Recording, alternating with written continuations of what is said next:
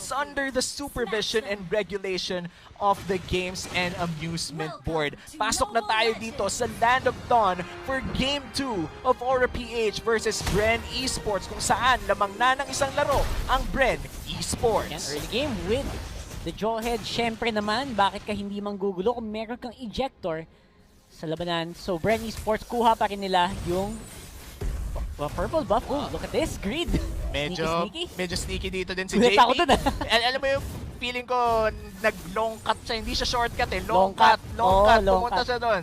Nag-long cut siya. Manggugulo dito. Nanakot pa with the dash. Pero na-stun dito si Greed. Greed might be in trouble. Few. Spiral Strangling might be a kill. Pero hindi pala abot dito ang abilities ni Lusty. Kung medyo nakalapit si Lusty doon, feeling ko could have been a kill for Bren Esports. Pero hindi pa rin tapos. JP, Hindi pa tapos. gustong manggulo. And that's why you want a Jawhead in your team.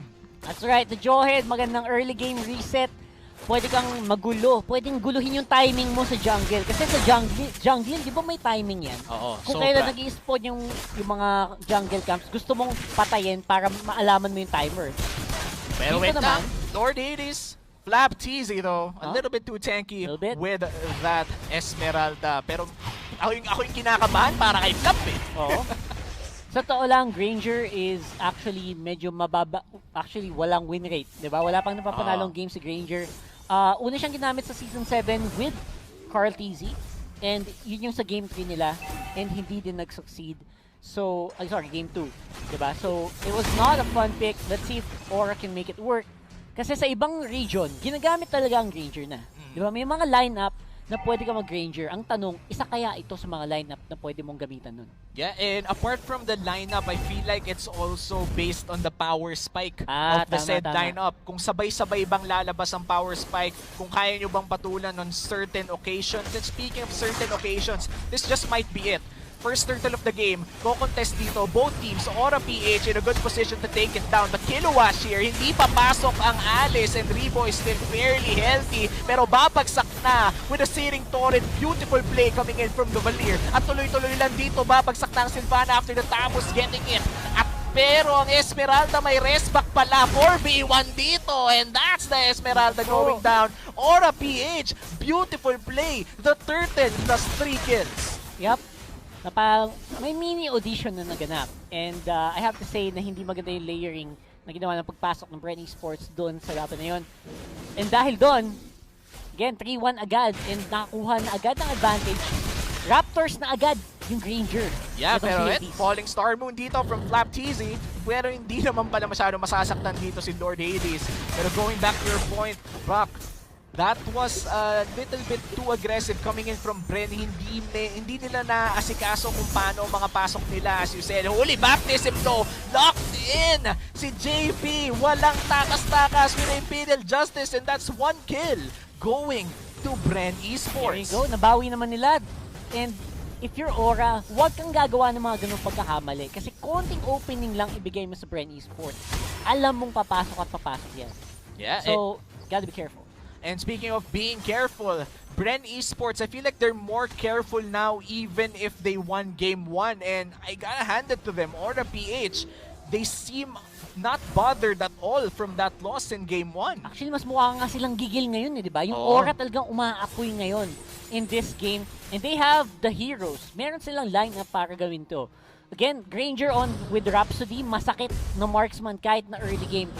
Gamit na gamit in this matchup.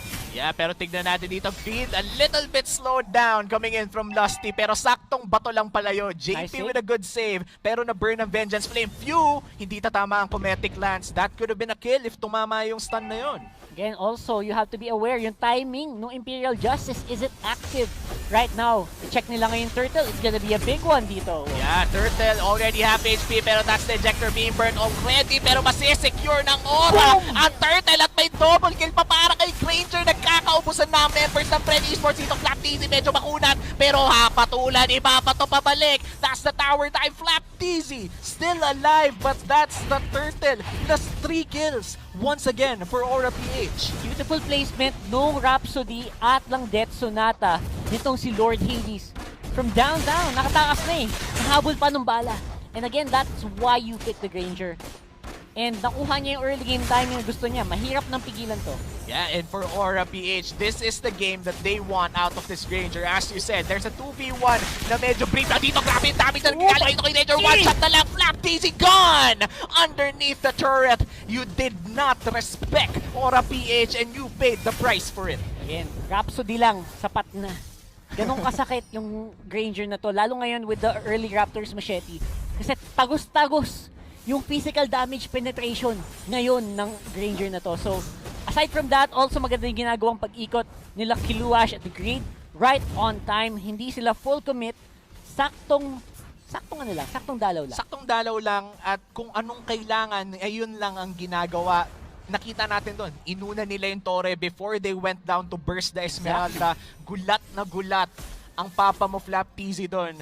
The damage was just too unreal. As you said, Rhapsody pa lang, sapat na. At mukhang magkakaroon ng labanan dito in the mid lane. Searing Torrent, hindi tatama. Pero may flicker in si JP, hindi tumama ang eject. Sayang! Pero mukhang wala munang kill na mapupunta. Pero hindi pala. Nag-aabang ang Tamos. That's the mega kill for Lord Hades and Aura PH dominating the early game. Surprise mula sa aking kambal. Shoutout kay Kiluash. Ayan. Very beautifully done. You don't see a Tams do that. Hindi ginagawa ng Tams yun. Assassin Tams. Assassin Tams. Men, kulang na lang, Lothar. Pero legit, iba talaga ang Aura PH. So Bren Esports right now will have to come back from this very hard. And speaking of coming back, Rebo tried to get that solo kill pero medyo tinangki niya yung Order of Brilliance dito. Galing sa Lunox. Hindi niya nirespeto yung damage. Bren Esports, I feel like it's already time to respect Aura PH. It is, tama 21-16 na, tol. Medyo kailangan na natin mag-scale up. You need to take note of this Granger dahil talagang napakasakit na ng damage nito at hindi lang yon. Halos lahat ng members ng Aura PH ngayon sabay-sabay nag-power spike. Oo, lumalaki na yung lamang. Huwag nating paabutin sa A9-4 difference. Oo, sa A9. A9-4 difference na yan. 13,999. Yan ang magic number yan ang magic natin. Number. Pag lumamang ka ng Aura A9-4 difference, alam mo na. Oo. Opo. It's the Oppo difference. Ibig sabihin lang nun nadala ng Oppo ang laro. Pero mukhang babalik na nga tayo dito sa Land of Dawn kung saan 10-2 ang kill score natin dito. Hindi ako nabulol. 10-2 talaga. 8 kills ang lamang ng Aura PH sa Bren Esports. 7 minutes. Mag-8 minutes inside this game.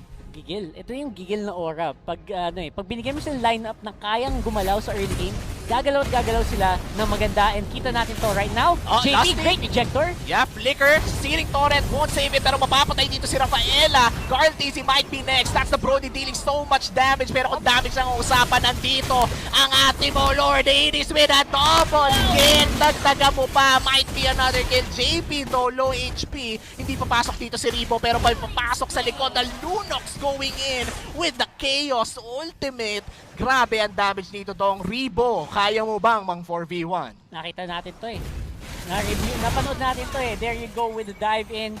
Except this time around, wala palang backup. So, it was difficult for Rebo to stay alive. At ngayon, ito na. Yung scaling na sinabi ko for that Granger, halatang halata na ngayon.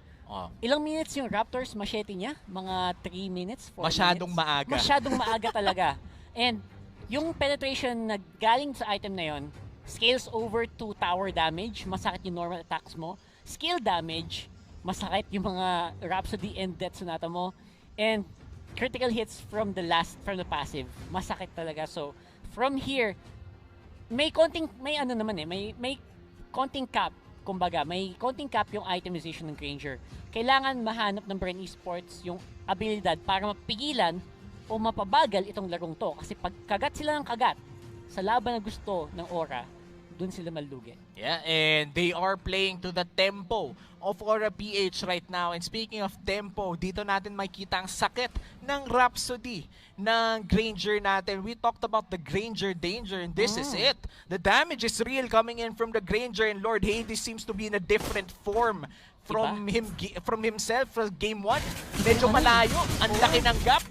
And again, maybe it's because of the heroes talaga, no? Yung ibibigay mo sa kanilang heroes is yung mag-utilize sa prowess talaga, sa skill cap na meron itong si Lord Hades. Hindi natin nakita nung Game 1, pero right now on Game 2, damang-dama mo, and the rest of the team can actually keep up. JP, ang galing din talaga niya mag-support at this point. Unbelievable din yung control na pinapakita ni Greed.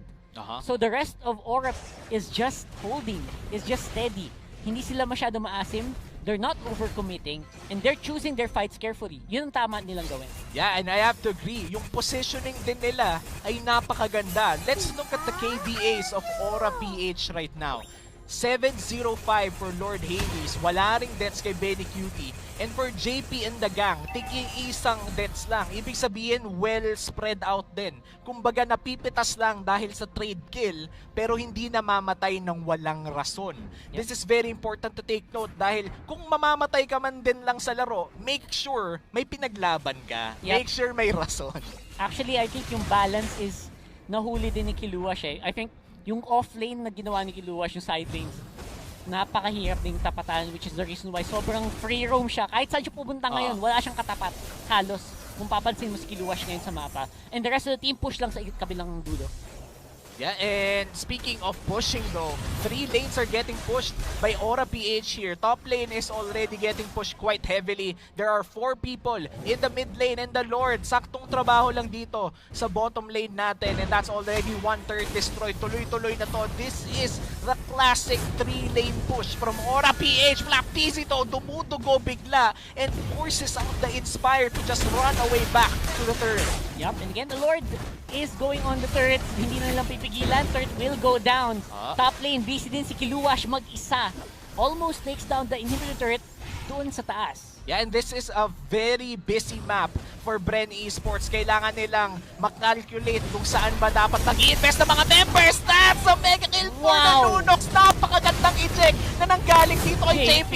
At mukhang Tori muna uunahin nila dito. Another flicker in. The damage is just too real. Lusty is next. Order of Brilliance from Benny Cutie.